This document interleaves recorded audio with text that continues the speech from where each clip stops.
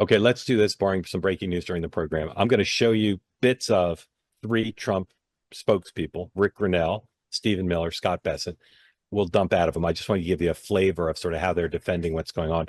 And then you guys, I want three of you to comment on the spokespeople. And then I want to get to your questions because there's lots of hands up, and I know people have a lot of questions about what's going on. So let's just roll first, number 4, Rick Grinnell. Know that this is a system that needs to be fixed.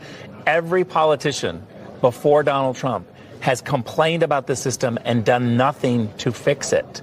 We can't tinker. We've got to go in and fix it. And so I'm confident when I see what's happening on the other side from countries who are saying, okay, we're going to be more fair. Let's have a free trade agreement. Imagine, Charles, in a couple of weeks or a couple of months, and we have the majority of countries around the world with a free trade agreement with the United States of America. People are going to say Donald Trump was a genius. I should have bought back then. Number 5, Stephen Miller. Throwing around the R word, and they see the Dow down 2,100 points, and people are worried about a recession. They're worried that we can't do this without sending this economy into such a deep dive that we can't come back from it. And I know you guys are all about growth. I know you're about lowering taxes, rolling back regulations, and seeing that growth. Are you concerned that this is going to put us into a recession? The exact opposite. We inherited from Joe Biden an economy in total free fall. There has been zero jobs growth for American workers in 4 years. In other words, all jobs growth had gone to foreign workers. That is a depression, not a recession. That is a depression for the American worker. We had debt and deficits that were rising unsustainably that would lead us into a certain debt and deficit crisis. We had inflation that was okay. Let's jump out of this and go to Scott Bessent, number 6, please. What do companies want to do? As President Trump said yesterday, best way to get around the tariffs, build your factory here. Yeah. And what can we do here at Treasury to help that? We're pushing to get the tax bill done so we can guarantee the low taxes, full depreciation within the first year. We're working with Secretaries Burgum and Wright on energy security, and we're working on getting the regulations down.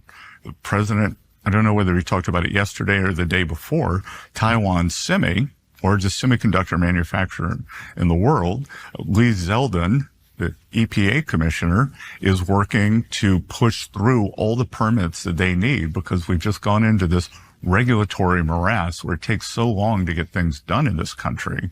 So I think what will be more interesting are the individual company announcements more than the country announcements. Amber, again, I thought you were very articulate in explaining the policy, so I give you lots of status to judge how you think those three gentlemen did in defending the policy. Oops, sorry, Amber's. You did unmute and just, I'd love your appraisal of how the three of them did.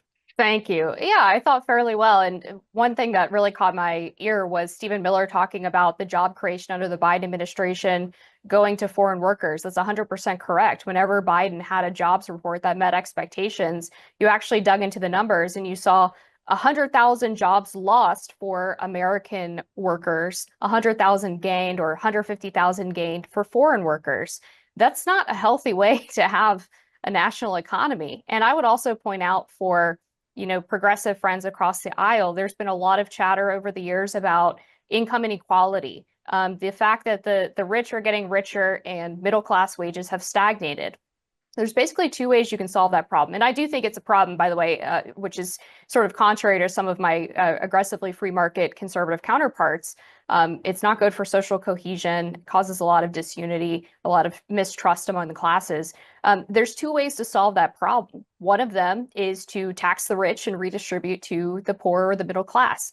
They're dependent on government at that point. The second is to institute a policy like the one Trump just has with tariffs and try to actually reshore a lot of manufacturing jobs, good American jobs where people are getting paid fair wages under good labor protections and not outsourcing all of that labor to third world countries because companies get away with it on the cheap. I much prefer the latter option. I think that's no secret.